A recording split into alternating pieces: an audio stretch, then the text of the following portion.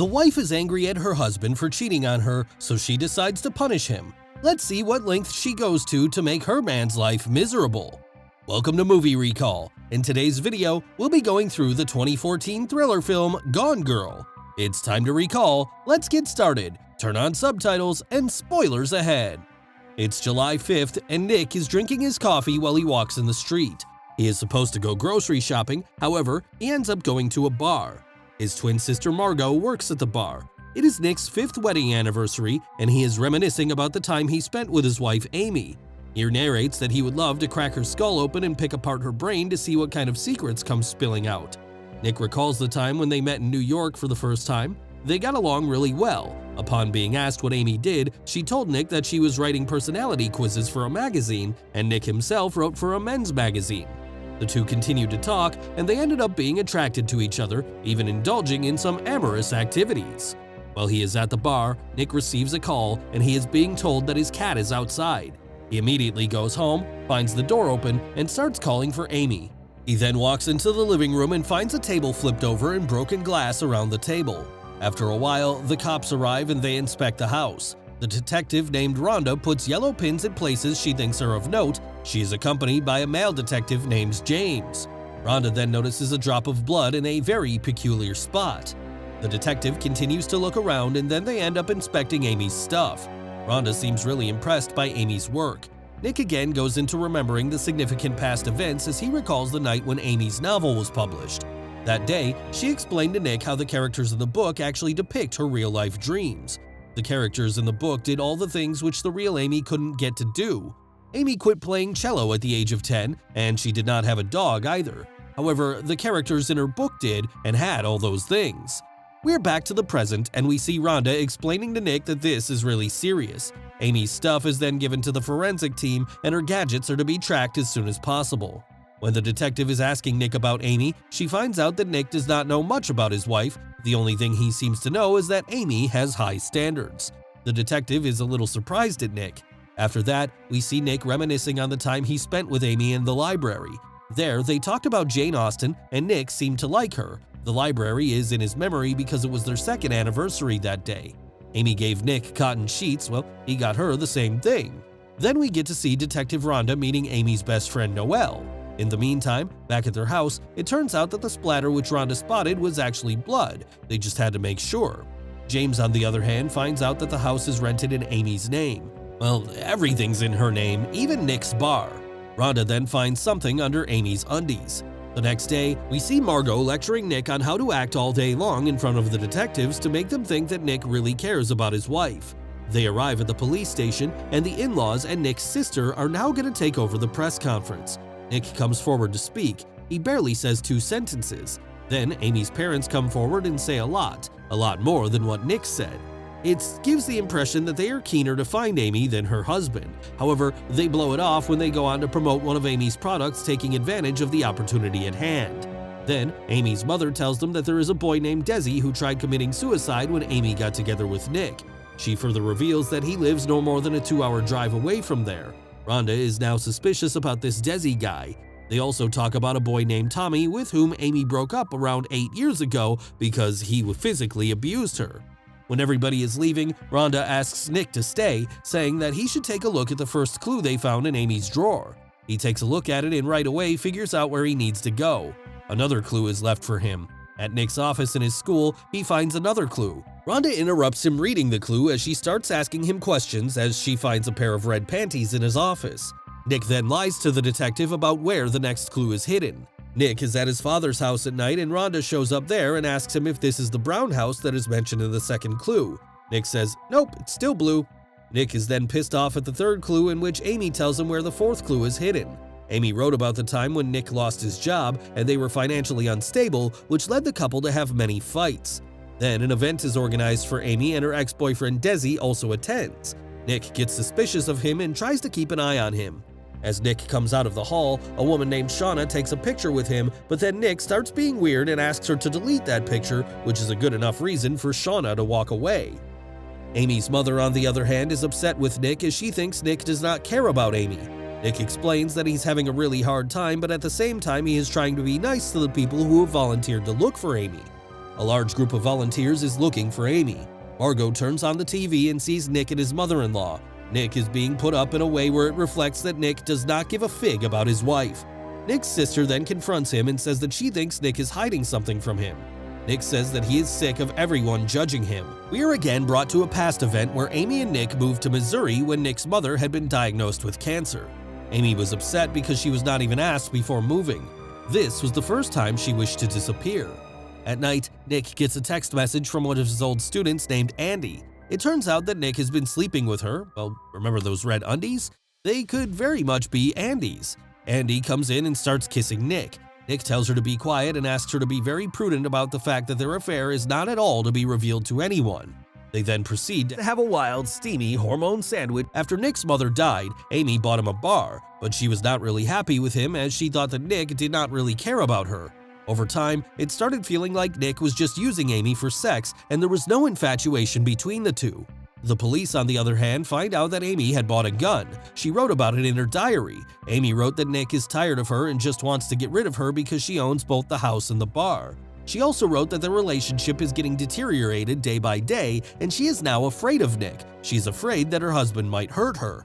The next morning, Nick and Andy wake up. Andy tries to sneak out of the apartment, but Margot is already up and she sees her. Margot is really pissed off at Nick. She tells him that if anyone found out about him having an affair, he is going to get in a lot of trouble. Margot then turns on the TV and sees that they are showing the picture of Nick and Shauna, the picture Shauna took with him earlier when she said to him that she can help him get better.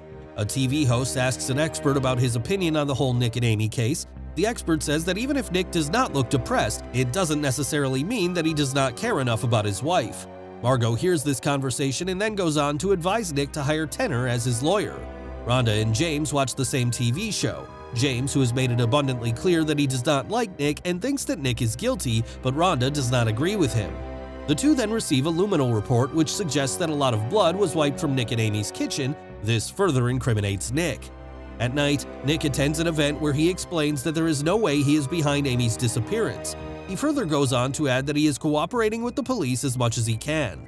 He says that he loves his wife. As he goes on, Noelle, who is Amy's best friend, appears in the crowd and calls him an asshole, asking him if he knew Amy was 6 months pregnant. Everyone present there is shocked to hear this. Nick is asked a lot of questions, but he quickly gets out of there. Rhonda then comes to see Nick and right away asks him if she was aware that his wife was pregnant. Nick denies it, adding that he does not even know Noelle. Rhonda then shows him Amy and Noelle's pictures together and goes on to add that a pool of blood was wiped in Amy's kitchen, which could possibly suggest that Nick murdered his wife. Rhonda then goes on to show him all the credit card reports and asks Nick why he upped Amy's life insurance policy. Nick gets pissed off and tells the detective that he did not buy anything mentioned in these reports. Rhonda receives a call in which she is told of the confirmation about Amy being pregnant. Nick then says that he is not going to answer any questions without a lawyer present. Detective Rhonda then goes on to search Nick's father's house, and in the fireplace, she finds Amy's diary that has been partly burnt. In the diary, the detective finds out a lot about Amy's life. The gist of everything she finds in the diary is that Amy was scared that Nick might kill her. On the other hand, Nick, who has been trying to solve the third clue, finally solves it and gets the woodshed at Margot's place. There, he finds all the stuff that was mentioned in that credit card report. He also sees a gift box there. In the next scene, we see Amy driving a car. It is narrated that she is the one who is behind everything. She planned everything to frame her husband because Nick took everything from her and then cheated on her. Amy reveals all the details from befriending Noelle to making false reports about her being pregnant in order to prove Nick is the killer. Nick, on the other hand, understands everything on his part well. He knows now that he is being framed for everything. Nick goes to meet Tenor, the lawyer who defended him on TV. Tenor assures him that he is the right person for Nick. He then asks Nick to find someone who was screwed over by Amy. That person could help stop Amy from being the good guy in this case. Nick meets Amy's ex-boyfriend who tells him that Amy ruined his life when she accused him of sexual assault when he was innocent. Amy, who has moved next door to a woman named Greta, is shown having fun with Greta, but suddenly Amy comes on TV, and Greta, figuring everything, gets angry at Amy. On the other hand, it is rumored on TV that the siblings are having a twincest. Amy reports strange activity near the woodshed on Margot's property. Nick goes to meet Desi, but he refuses to help Nick. Rhonda, on the other hand, is snuggled up with Amy's diary, and James keeps saying that Nick is guilty, to which Rhonda says that she thinks otherwise. It is July 10th. It's been 5 days since Amy disappeared. Tanner is particularly bothered by what is hidden in Nick's father's house, and they are not even allowed to go in. Tanner says that he has a feeling that whatever they have found is very bad for Nick. He then goes on to advise Nick and asks him to tell the police about his affair with Andy. Amy, on the other hand, plays golf with Greta and her boyfriend, and Amy's purse falls on the ground. Now Greta knows that Amy has money, so she goes on to rob her along with her boyfriend. On the other hand, Tanner suggests Nick appear on a TV show and reveal everything. Nick appears on the show of a famous host, Sharon Schreiber, and reveals his side of the story. Amy has no money now and has nowhere to go either, so she calls her ex-boyfriend Desi, who agrees to help her stay low. Just before Nick's interview, Andy, on the other hand, appears in a press conference with Amy's parents and reveals her relationship with Nick. Tanner asks Nick to postpone his interview, but Nick is adamant, saying he has to appear in this interview. Amy, on the other hand, goes to Desi's place. Desi tells her about the place, but she cannot take her eyes off the TV as she keeps listening to the news. Amy takes a tour of the house and sees all the security cameras. Nick, in his interview, says that he did not kill his wife. He accepts all of his faults and says that he loves his wife. He further goes on to apologize to Amy and begs her to come back. Nick's interview turns out to hit the jackpot as it changes everyone's opinion about him. They're back at Margot's place. Margot is impressed by Nick after his interview, and the two are together when Rhonda shows up with a search warrant for the woodshed as Greta ratted her out. After finding all the stuff, Margot gets arrested. Amy listens to Nick's interview and starts thinking about Nick. This does not sit well with Desi. He starts yelling at Amy and she tells him that she needs time to move on. The police, on the other hand, get their hands on some more incriminating evidence that does not put Nick in a good light. It suggests that Nick is guilty. So Nick is now arrested by the police as well. Amy and Desi, on the other hand, seem to start having a good time. One day when Desi goes out, Amy has an idea. She binds her leg with a strap, gets closer to the camera, and starts shouting. She pretends that she's being held captive against her will by Desi. Tanner, on the other hand, manages to get the twins out on bail. Amy, on the other hand, sets up another scene in which she makes it look like Desi raped her and she ended up killing him in self-defense. The next morning, Nick wakes up and hears a car being parked outside his door. He goes out to check who it is and sees Amy out there. She has blood all over her. The reporters are out there, they recognize her, and they start taking pictures of Nick and Amy. As Amy gets close to Nick, she faints in his arms. In the next scene, we see that they are in a hospital. The doctor comes out and confirms that Amy was being raped. Amy then goes on to tell the made-up story that Desi kidnapped and raped her. When they get home, Nick asks Amy about the truth because he knows she was lying earlier. She takes him to the shower in order to make sure that she is not being recorded. Nick says that he is going to leave her, but Amy threatens that if he did so, she will destroy his reputation. It is August 9th, and Nick, along with Tanner, Rhonda, and Margot, plan to take down Amy. Rhonda says that the case has been closed, so she cannot do anything. Nick intends to leave Amy, but she reveals that she is pregnant, having inseminated herself with Nick's sperm stored at a fertility clinic.